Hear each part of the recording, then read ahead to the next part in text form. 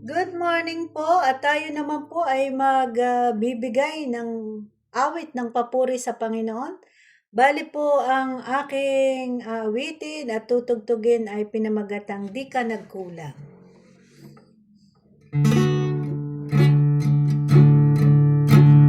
Ikaw lang ang pag-asa ko, tanging ikaw ang buhay ko, Jesus.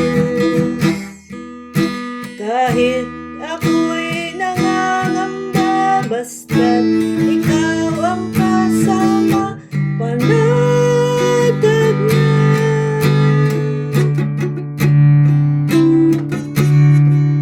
Kahit kailan di ka nagkulang,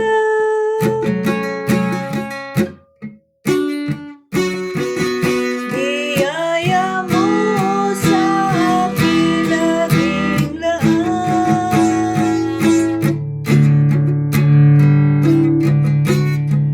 Pag-ibig mo sa'kin ay walang hanggan.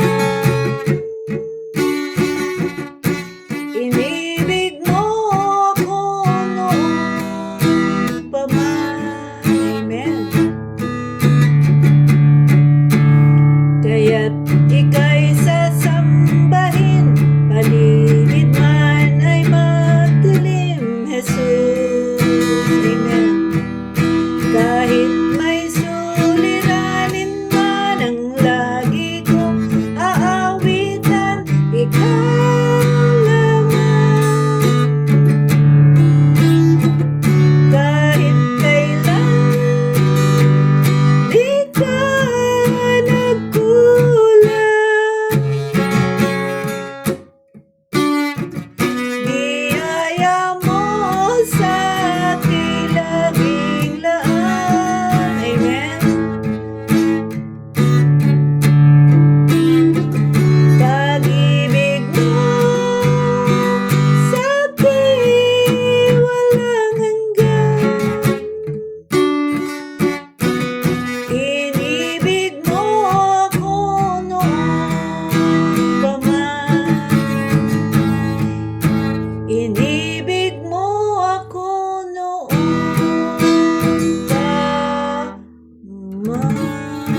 Ayan, inibig tayo ng Diyos noon pa man. Actually, bago pa nilikha ang sanlibutan ay inibig na tayo. So, atin pong rebisahin yung ating inawit at bilang tayo po yung mga Kristiyano ay na-express po natin through songs ang ating paghingi ng tawad, pagpupuri, pasasalamat, at pagsamba sa Diyos. Kaya po ang isa pong natututunan kapag kayo po'y lingkod ng Diyos o kayo po'y mananampalatayang Kristiyano, tagasunod ng Panginoon Jesus, ay yung pong umawit. At sinasabi po at mahalaga po yung awitin natin ay nakaangkla po yun sa salita ng Diyos. Sinasabi dito, ikaw lang ang pag-asa. Tunay nga po na wala po tayong ibang pag-asa, lalo na if it is salvation is concerned, sapagkat wala pong ibinigay sa silong ng langit, sa ibabaw ng lupa, na sukat na ikaligtas ng tao, kundi ang pangalang Jesus lamang o ang Panginoon Jesus. Siya po ang ipinadala ng bugtong ng Ama sa Langit na magiging paraan natin para sa ating kaligtasan. So, there is no other way po. And then, tanging ikaw ang buhay ko, Jesus. So, nga po, na matapos na ang Panginoong Jesus ay may resurrected, meron pong mystery doon. Kaya nga po siya nabuhay na mag-uli. Kasi kung hindi po nabuhay na mag-uli ang Panginoong Jesus, ay kulang po ang salvation at hindi po tayo magkakaroon ng eternal life. Dahil po, bagamat siya namatay, siya nabuhay na mag-uli at umakyat sa langit. So, ibig sabihin, yung mga tagasunod niya, ay ganun din. Bagamat physically tayo mamamatay, but spiritually, tayo mabubuhay sa walang hanggan, sa piling ng Panginoong Jesus at ng Diyos Ama sa langit. At normal, kahit ako'y nangangamba, kahit tayo may pangamba, kung basta't kasama natin ang Panginoong Jesus, ay tayo magiging panatag. O ngayon, pagka tayo lumayo doon sa Panginoong ating kinilalang Panginoon, hindi tayo sakop ng pangako ng Diyos na bibigyan tayo ng kapanatagan. At kahit kailan 'di nagkulang po ang Panginoon. Sabi niya, "Biyaya mo sa akin laging lan." Of course, lagi pong laan. Sabi ng Panginoon, ay yung mga ibon kahit 'di sila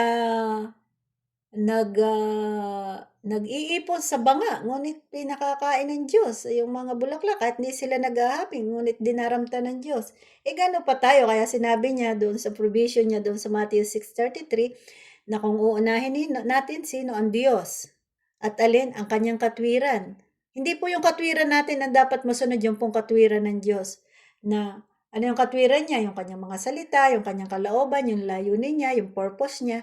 Di siya po natin susundin at yung pong katwiran natin wala po yan, wala po yang, huwag po natin yang ipagmamalaki sa harap ng Diyos. So, iunahin natin ang katwiran ng Diyos. O sasabihin ng Panginoon, dumalo kayo sa mga banal na gawain Lord, maglalaba pa ako, di katwiran mo po natin yun.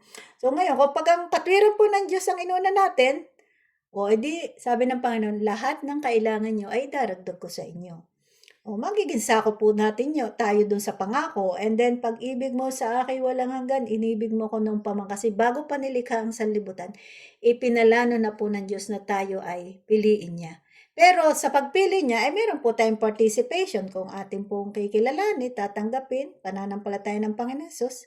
At kalakip ng pananampalataya, pag amin natin na sa Diyos na tayo nagkasala, at willingness naman natin na talikuran na ating mga gawain, ano pa ang isang kailangan natin, di magpapatunay tayo sa pamamagitan ng bautismo na tayo ay talagang susunod at magiging loyal sa Kanya.